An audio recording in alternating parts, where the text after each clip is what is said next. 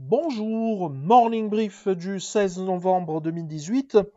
Un marché action marocain qui poursuit son rebond avec un MASI qui engrange des gains de 0,39%, limitant ainsi ses pertes annuelles à moins 9,97%, avec du volume, retour du volume inférieur à 100 millions, un volume de change global inférieur à 100 millions de dirhams, mais qui est en amélioration par rapport aux dernières séances autour de 87, un peu plus de 87 millions de dirhams, dont 21 sur résidence, 21 millions de dirhams sur résidence d'Al Saad, Banque Centrale Populaire de 21 millions 100 de dirhams. Attention pour ce qui est de BCP, les négociations avec les Tunisiens et les Koweïtiens pour la reprise de BTK continuent et a priori nous sommes enfin tout près d'un accord pour toutes les parties et donc BCP entrera dans une banque tunisienne et elle devrait renflouer les caisses de cette banque qui est vraiment en difficulté. Tijari UFA Bank 10 millions de dirhams et Doha 6 millions de dirhams de volume échangé. Pour ce qui est des principales variations, l'immobilière à la fête avec résidence d'Al Saad une hausse de 7,83%, Alliance plus 4% et Doha 2,99% d'hausse côté baisse. Les sociétés des boissons du Maroc SBM perd 1,16% et Total Maroc qui recule de 1%.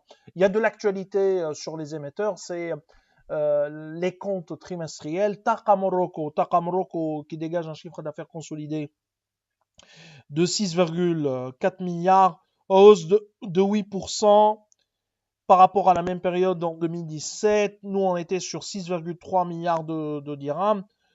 Le résultat net part du groupe à 797 millions de dirhams pour Taqa Morocco au cours de ces 9 premiers mois. Nous, on est sur 791 millions de dirhams pour les 9 premiers mois. Donc, Taqa a profité d'un taux de disponibilité de 94,6% pour ses unités de 1 à 6 contre 91,1% auparavant, ainsi que de l'augmentation des frais d'énergie en raison de l'évolution des prix d'achat du charbon sur le marché international. L'autre société qui a publié, c'est une banque, c'est Tijari Wafa, qui vient d'annoncer un résultat net de l'ordre de 4 milliards 4 milliards 226, soit une hausse de 3,4% en glissement annuel, une progression rendue possible grâce à l'accroissement du top line de 6,4% à 16,100 milliards de dirhams, qui a été légèrement freiné par les activités de marché, moins 13,8% comparé à la même période en 2017. Côté marge, le coefficient d'exploitation a perdu 200 points de base en glissement annuel à 57,5% contre 58,5% attendu par notre modèle. La banque a réussi à réduire son coût du risque également de 12,6%, absorbant 8,4% du PNB contre 10,2% sur les 9 mois 2017 et 12,6% en 2016.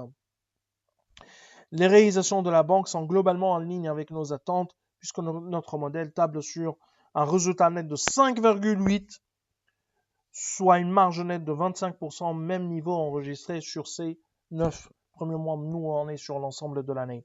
Ceci renforce notre avis favorable sur le titre avec un potentiel de plus de 14, potentiel à la hausse, un upside de plus de 14,4%. Autre actualité également qui concerne le marché marocain, c'est le fait qu'une cimenterie tunisienne qui la plus importante, Carta Cement, qui sera cédée par l'État. Il y a de l'intérêt marqué de la part du groupe Sefrioui pour la partie ciment. Nous, on a des doutes sur la capacité de Sefrioui de racheter une telle compagnie, mais les rumeurs sont insistantes et au niveau, dans le secteur bancaire, on parle d'une offre la plus importante probablement de la part du groupe Sefrioui. Carta Cement, c'est une cimenterie qui est fortement endettée et qui souffre d'une augmentation des frais financiers, d'ailleurs avec des marges même EBITDA qui sont faibles On est sur des marges d'EBITDA autour de 4% au premier semestre 2018. Donc, vraiment un grand point d'interrogation en ce qui concerne cet actif et l'éventuel rachat de la part du groupe Sefrioui de cet actif tunisien. L'ouverture des prix est prévue pour le 7 décembre prochain.